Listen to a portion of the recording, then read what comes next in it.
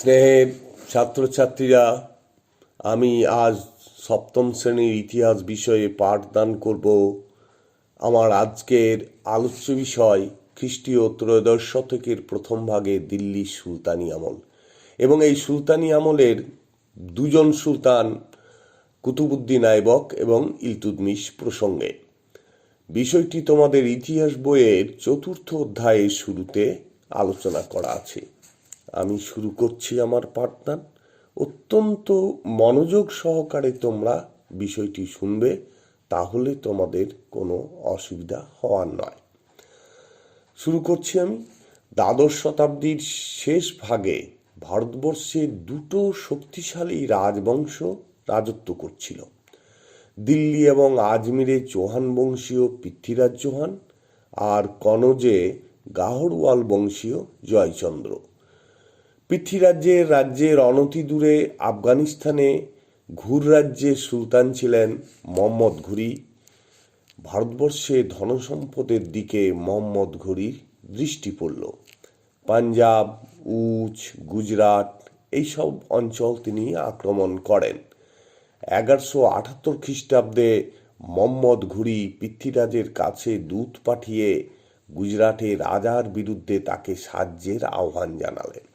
পৃথ্বীরাজ খুবই বিরক্ত হয়ে তাকে আক্রমণের পরিকল্পনা করেছিলেন, কিন্তু পৃথ্বীরাজের মন্ত্রী কদম্বরস পৃথ্বীরাজকে বুঝিয়েছিলেন যে বিভিন্ন রাজ্যের সঙ্গে যুদ্ধ করে ক্লান্ত হয়ে পড়লে ঘুরিকে সহজেই পরাজিত করা যাবে।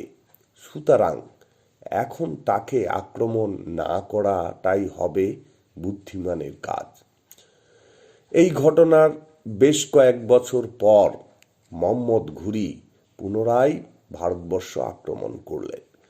তার অত্যাচারে পাঞ্জাব অঞ্চলে হাজার হাজার নরনারী পৃথ্বীরাজের রাজ্যে আশ্রয়ের জন্য প্রবেশ করল। এই অবস্থায় পৃথ্বীরাজ মোহাম্মদ ঘুরিকে সমুচিত শিক্ষাদানের উদ্দেশ্যে 1191 খ্রিস্টাব্দে তরাইনের রণপ্রান্তরে সসৈন্যে ঘুরির সম্মুখীন হলেন। রাজপুত সেনারা অসীম বীরত্বের পরিচয় দিয়ে ঘুরিকে যুদ্ধক্ষেত্রে আহত করলেন। সম্পূর্ণরূপে পরাজিত হয়ে ঘুরি আহত অবস্থায় যুদ্ধক্ষেত্র ত্যাগ করলেন। পৃথ্বীরাজ ঘুরিকে আহত অবস্থায় মুক্তি দিয়েছিলেন হিন্দু নীতি অনুসরণ করে, কিন্তু পরাজয়ে হতোদ্যম না হয়ে ঘুরি আবার 1192 খ্রিস্টাব্দে তরাইনের রণপ্রান্তরে পৃথ্বীরাজের সম্মুখীন হলেন। যুদ্ধক্ষেত্রে পৃথ্বীরাজ পরাজিত এবং বন্দী হলেন। বন্দী অবস্থায় পৃথ্বীরাজকে হত্যা করা হলো। পৃথ্বীরাজ হচ্ছেন ভারতবর্ষের সর্বশেষ হিন্দু রাজা, যিনি যুদ্ধক্ষেত্রে অপূর্ব বীরত্বের পরিচয় দিয়েছিলেন, কিন্তু প্রাচীন হিন্দু নীতি অনুসরণ করে ধর্মের সঙ্গে রাজনীতিকে জড়িত করে তিনি একটা মহাভুল করেছিলেন।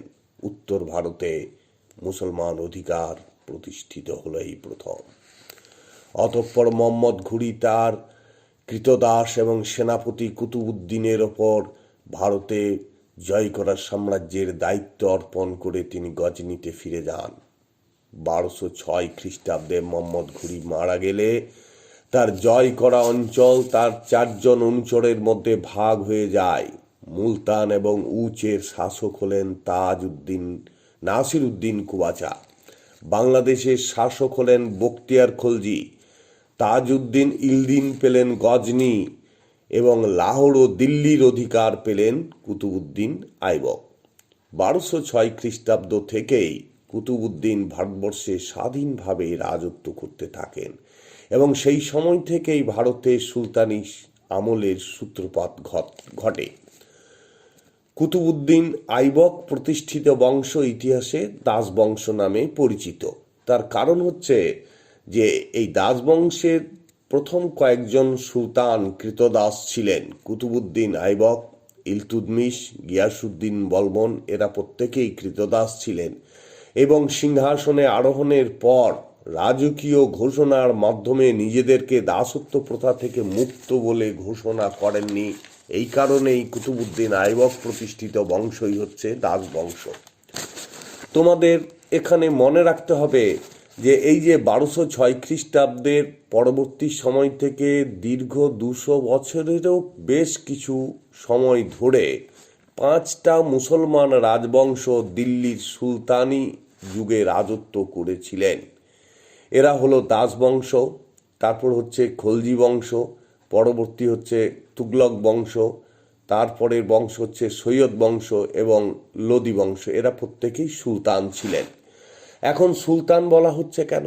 আমরা ইতিহাস পাঠ করে আমরা দেখতে পাই যে এই যে 5টা রাজবংশের কথা বলা হলো এবং যারা দিল্লির সিংহাসনে বসে সাম্রাজ্য শাসন করেছিলেন, এবং পরবর্তী ক্ষেত্রে যখন মুঘল বংশ এলো, লোদি বংশের পর মুঘল বংশ, তারাও সিংহাসনে বসেছিলেন দিল্লির।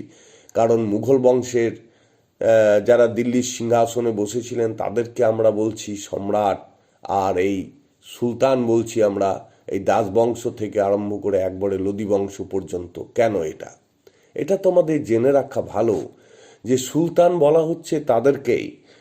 সুলতান অর্থাৎ এরাও দিল্লির সিংহাসনে বসেছিলেন, মুঘল সম্রাটরাও দিল্লির সিংহাসনে বসেছিলেন। ওনারা হচ্ছেন সম্রাট আর এনারা হচ্ছেন সুলতান।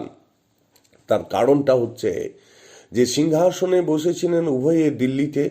সিংহাসনে বসার জন্য বাগদাদের খলিফার কাছে বা তুরস্কের খলিফার কাছে যারা অনুমোদন নিতেন তারা হলেন সুলতান। অর্থাৎ ইসলাম ধর্ম হজরত মুহাম্মদ এটা প্রবর্তন করেছিলেন। হজরত মুহাম্মদের মৃত্যুর পর, পরলোক গমনের পর ইসলাম ধর্মটাকে প্রচারের জন্য একটা খলিফা পদের সৃষ্টি করা হয়। এই খলিফা হলেন হজরত মুহাম্মদের পরবর্তী ক্ষেত্রে ইসলাম ধর্মের রক্ষক এবং ইসলাম ধর্মের প্রচারক, এই পদের নাম। সেই ধর্মীয় জগতের গুরুর কাছে মুসলিমদেরকে অনুমোদন নিতে হতো সিংহাসনে বসার জন্য, এবং এইভাবে অনুমোদন নিয়ে যারা সিংহাসনে পরবর্তী ক্ষেত্রে যারা সিংহাসনে বসতেন বা অনুমোদন নিতেন তারাই হলেন সুলতান। আর মুঘল সম্রাটরা তারা কিন্তু এক ধর্মীয় ক্ষেত্রেও তারা শ্রেষ্ঠ ছিলেন, নিজের ইচ্ছা অনুযায়ী শাসন তারা সম্রাট, তারা কোনো ধর্মীয় অনুমোদনের কোনো প্রয়োজন হতো না। তাহলে সুলতান এবং সম্রাটের মধ্যে যে পার্থক্য সেটা তোমরা বুঝতে পারলে।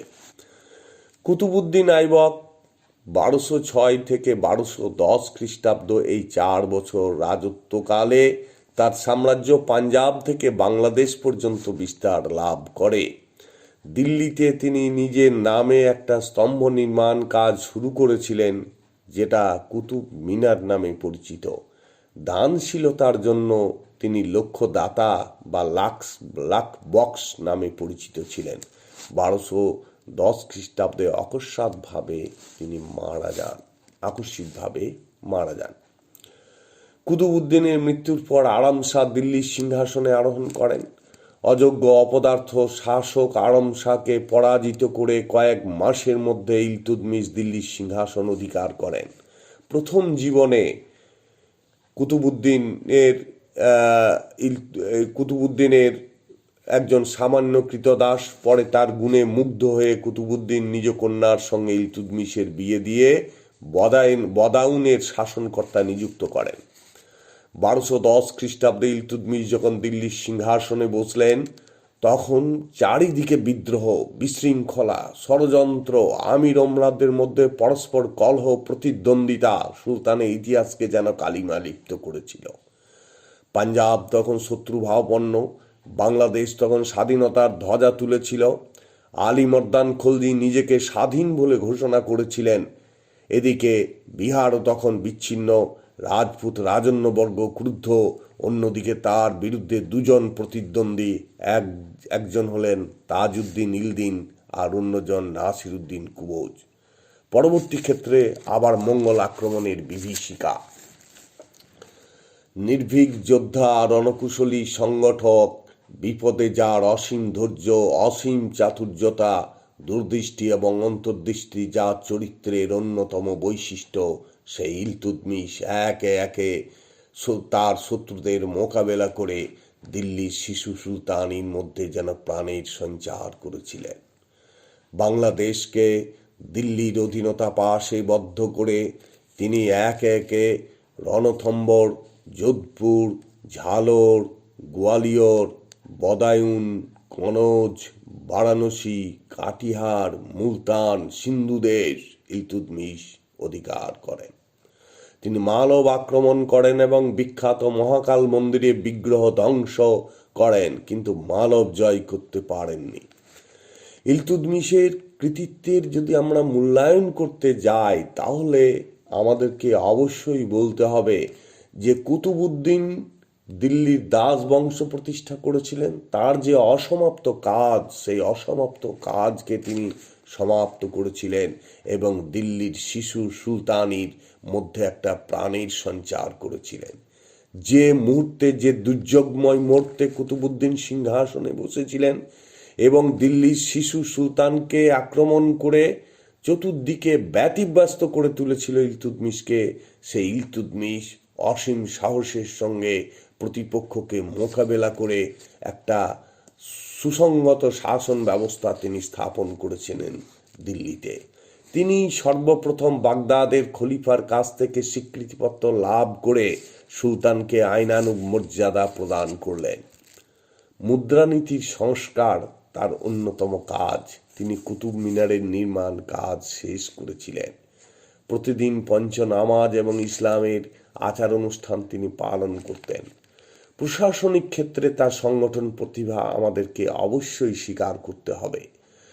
তার যে বিশাল সাম্রাজ্য তিনি গঠন করলেন, দুর্যোগের হাত থেকে ভারতবর্ষকে শিশু সুলতানিকে রক্ষা করে যে সাম্রাজ্য তিনি গঠন করলেন, সমগ্র সাম্রাজ্যকে কতগুলো প্রদেশে তিনি ভাগ করেন। সেই প্রদেশগুলোকে বলা হতো ইকতা, হর্ষই কত একার ইকতা। ইকতার শাসনভার দেওয়া হয়েছিল ইকতাদারগণের ওপর। ইকতাদারদের কাজ হচ্ছে ইকতায় শাসন শৃঙ্খলা রক্ষা করা, শান্তি স্থাপন করা, রাজস্ব আদায় করা, কর্মচারীদের বেতন বাবদ অর্থ প্রদান করে বাদবাকি অর্থ সুলতানের কাছে পাঠানো ইত্যাদি। ইলতুৎমিশ বুঝেছিলেন যে এই ইকতাদারদেরকে নিজের অধীনে আনতে গেলে প্রয়োজন হচ্ছে সুলতানের একটা নিজস্ব বিশ্বস্ত চক্র, যে চক্রটাকে বলা হচ্ছে 40 চক্র বা বন্দেগানি চিয়ালগানি। অর্থাৎ প্রশাসনিক ক্ষমতাকে নিজের অধীনে আনার জন্য 40 জন সদস্যের একটা চক্র গঠন করেন। এরা প্রত্যেকেই ইলতুৎমিশের পার্শ্বচর এবং পরামর্শদাতা হিসাবে কাজ করতেন। তা ইলতুৎমিশ ছিলেন অত্যন্ত বাস্তববাদী, দৃঢ়চেতা এবং দূরদৃষ্টি সম্পন্ন শাসক। তাহলে তোমরা আমার পাঠদান শুনলে, এখান থেকে যে প্রশ্নগুলো তোমাদের তৈরি করতে হবে সেই প্রশ্নগুলো আমি উল্লেখ করছি। কে কত খ্রিস্টাব্দে দাস বংশের প্রতিষ্ঠা করেন?